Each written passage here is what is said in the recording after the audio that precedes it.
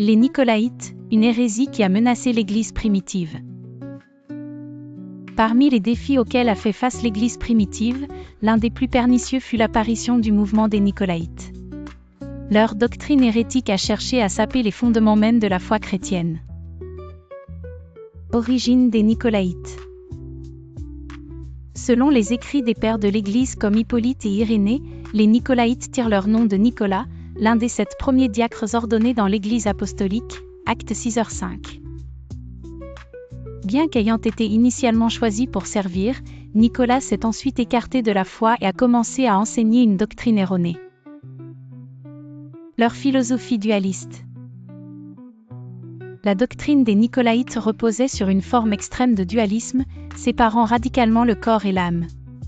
Ils enseignaient que ce que l'on fait avec le corps ne peut pas souiller l'âme.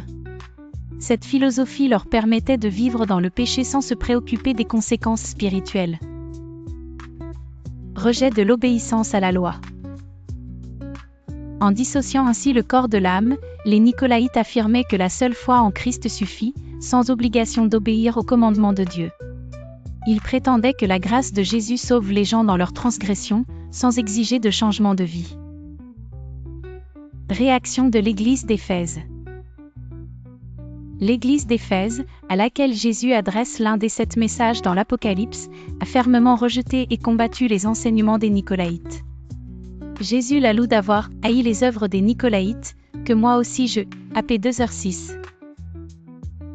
Diffusion dans d'autres églises. Cependant, la doctrine pernicieuse des Nicolaïtes a réussi à s'infiltrer dans d'autres communautés chrétiennes par la suite. Ainsi, l'église de Pergame est critiquée pour tolérer la présence des Nicolaïtes, AP 2h15. Leçon pour aujourd'hui. L'histoire des Nicolaïtes nous rappelle l'importance de garder la foi pure, sans la corrompre par des philosophies mondaines.